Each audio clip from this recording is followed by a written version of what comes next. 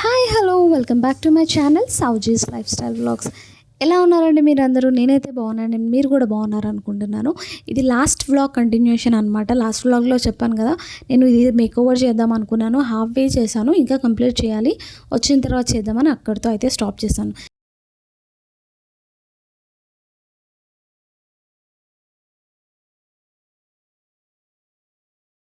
నేను ఎలాంటి పర్సన్ అంటే, నేను ఒక్కసారి ఒక వర్క్ స్టార్ట్ చేస్తే అది ఫినిష్ చేసే వరకు నాకు నిద్ర పట్టదనమాట. నేను నైట్ స్టార్ట్ చేశాను, మార్నింగ్ 6 వరకు చేస్తూనే ఉన్నా. సో అలా ఇంకా పడుకోలేదు నేను ఆ నైట్ మొత్తం. ఇంకా వెంటనే తర్వాత 6:30 వరకు కూడా చేసి ఇంకా నేనైతే రెడీ అయిపోయాను. అండ్ దెన్ కిట్టునైతే లేపాను ఇంకా స్టార్ట్ అవుదామని. మా మేజర్ గోల్ ఏంటంటే, ట్రాఫిక్ స్టార్ట్ అయ్యే ముందే మేము సిటీ అవుట్స్కర్ట్స్ వరకు వెళ్ళిపోవాలి అన్నది గోల్ అనమాట. అలానే స్టార్ట్ అయిపోయాము. మేము అరౌండ్ 7 o'clock అలా స్టార్ట్ అయిపోయాము. అండ్ దెన్ బ్రేక్ఫాస్ట్ కోసం అయితే ఆగామన్నమాట. అక్కడ బ్రేక్ఫాస్ట్ చండాలంగా ఉంది. అది సాయి దర్శిని అనుకుంటా. మనం హ్యాడ్ టు విజయవాడ వెళ్ళే రోజు స్టార్ట్ అయ్యామో లేదు. సార్ మీరు కనుక అక్కడికి వెళ్ళకండి, అంతే. తర్వాత నుంచి ఫుల్ ట్రాఫిక్ జామ్ అనమాట. అసలు ఎంతసేపు ఉన్నా సరే అసలు కార్ ముందుకే వెళ్ళలేదు. మేమైతే సేమ్ ఉన్న స్పాట్లోనే ఆల్మోస్ట్ ఒక 1.5 hour అయితే అలానే స్టక్ అయిపోయాం తెలుసా. అంతసేపు ఉన్నాము మేము. తెలంగాణ బార్డర్ దాటి మాకు విజయవాడ రావడానికి మాకు ఆల్మోస్ట్ ఒక 2.5 hours పట్టింది. అండ్ చాలా వరకు అయితే రోడ్ ఇలానే ఉంది. ఇటు హైదరాబాద్ టు విజయవాడ వెళ్ళే రోడ్ అయినా సరే కొంచెం కదులుతుంది కానీ స్లోగా. విజయవాడ టు హైదరాబాద్ వెళ్ళే వాళ్ళకైతే కంప్లీట్గా బ్లాక్ అయిపోయారనమాట. ఐ వాజంట్ షూర్ అసలు ఆ రోజు నైట్ కన్నా వాళ్ళు రీచ్ అయ్యారా లేదా అనేది డెఫినెట్గా డౌటే. అసలు వాళ్ళదైతే ఆల్మోస్ట్ లైక్ 3-4 kilometers అన్ని వెహికల్స్ అలా ఆగిపోయాయి. యాక్చువల్లీ ఏమైందంటే, మేము విజయవాడ టు హైదరాబాద్ వెళ్ళి హైవే ఉంది కదా, అక్కడ కొంచెం ముందుకు వెళ్ళే దారిలో ఒక బ్రిడ్జ్ వస్తుంది అనమాట. ఇప్పుడు నాకు ఎగ్జాక్ట్గా ఏరియా గుర్తులేదు. ఆ బ్రిడ్జ్, అక్కడ వెళ్ళే దారిలో బ్రిడ్జ్ మీద ఏదో యాక్సిడెంట్ అయింది అని చెప్పేసి ఏదో అన్నారు. అంటే బ్రిడ్జ్ కుంగిపోయిందని, లారీ ఏదో పేలిపోయిందని చెప్పేసి ఏవో టాక్స్ ఉన్నాయన్నమాట. మాకైతే కంప్లీట్ ఇన్ఫర్మేషన్. సో అందుకనే ట్రాఫిక్ మొత్తం స్టక్ అయిపోయింది. అలా అయితే మేమైతే పాపం అనిపించింది. ఎందుకంటే ఆ రోజు ఆయుధ పూజ, దసరా ముందు రోజు అనమాట. పాపం చాలామంది టు అండ్ ఫ్రో ట్రావెల్ చేసే వాళ్ళు కూడా చాలామంది ఉంటారు కదా. మేబీ ఫ్యూ ఫ్యామిలీస్ లైక్ హైడ్లో వాళ్ళ ఫ్యామిలీస్ని మీట్ అవ్వడానికి స్టార్ట్ అయిన వాళ్ళు కూడా చాలామంది ఉంటారు. సో పాపం అనిపించింది. చాలా వెహికల్స్, చాలా కార్స్. Oh my God. ఆ రోజైతే మేమైతే 12:30-1 కల్లా రీచ్ అయిపోతాము అనుకున్నాము. కానీ చూస్తే మాకు ఇంటికి వెళ్ళేసరికి మాకు ఆల్మోస్ట్ 4 అయిపోయింది. పాపం అనిపించింది అసలు వాళ్ళని చూసి. సో ఎలా అయితేనే ఆ ట్రాఫిక్ అంతా అవాయిడ్ చేసి, కిట్టు అయితే మాది చిన్నదే కదా కారు, అసలు దూసుకుంటూ వచ్చేసాడు అనమాట. ఆ చిన్న గ్యాప్లో కూడా మా కారు ఈజీగా వచ్చేసింది. పెద్ద వెహికల్స్ అయితే మళ్ళీ డెఫినెట్గా ప్రాబ్లమే.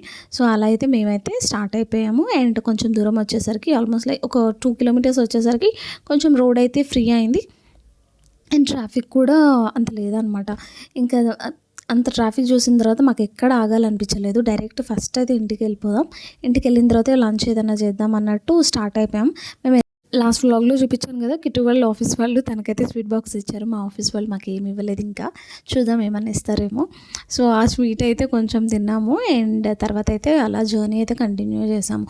మేమైతే ఎక్కడ స్టాప్ అవ్వలేదన్నమాట. మధ్యలో కాఫీ, టీ కోసమన్నా ఆగుదాం అనుకున్నాం, కానీ ఎవరు లైక్ చాలా అసలు అట్మాస్ఫియర్ కూడా ఎలా ఉందంటే, ఆ రోజు కొంచెం అప్పటికప్పుడే ఎండ, అప్పటికప్పుడే వాన, అప్పటికప్పుడే మబ్బు పట్టేసినట్టు చాలా క్లౌడీగా మూడిగా ఉందన్నమాట.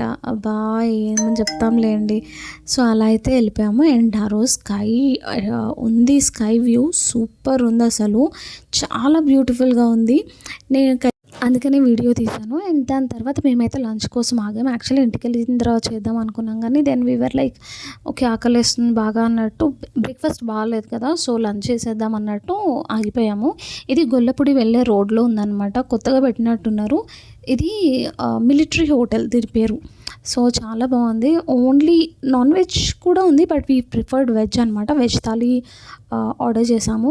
అండ్ డిఫరెంట్ ఐటమ్స్ ఉన్నాయి. సాంబార్ అన్నీ కొత్త పెట్టినందుకు ఏంటో తెలియదు కానీ ప్రస్తుతానికైతే ఐటమ్స్ అన్నీ అయితే చాలా బాగున్నాయి. ఎస్పెషల్లీ ఆ ఫ్లేవర్డ్ రైస్ అండ్ కేసరి అయితే సూపర్ ఉంది అసలు.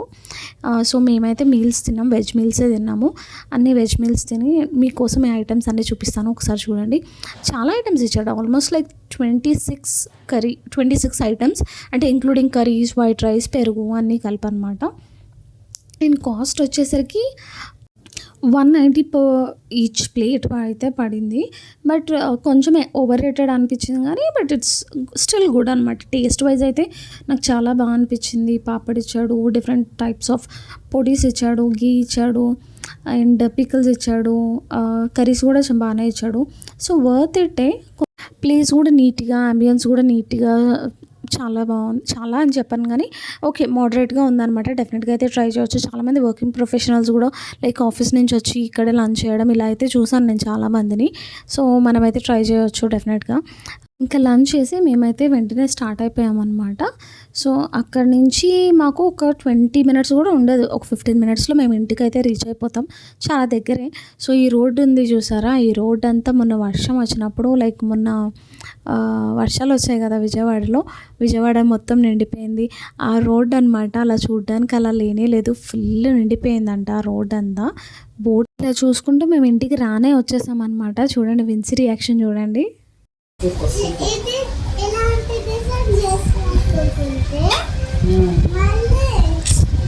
అక్కడ అంతలో నేను కనిపిస్తున్నాను.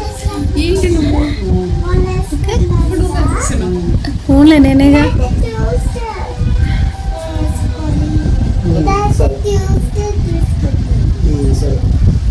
విన్సీ కెవిన్ వాళ్ళకి నేను లేని ఈ 1 week కూడా వాళ్ళని డైలీ డైరీ రాయమన్నాను అనమాట. లైక్ ఏం జరిగింది, ఏం తిన్నారు అవన్నీ అయితే రాయమని చెప్పాను.